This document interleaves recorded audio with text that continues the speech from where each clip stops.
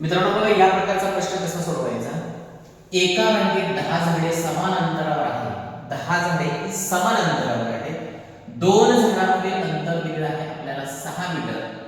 तर पहिल्या व शेवटच्या झाडातील अंतर किती असा प्रश्न विचारलाय। पहिलं झाड आणि शेवटचं झाड या दोन्ही मधला आपल्याला डिस्टन्स विचारलेलं आहे।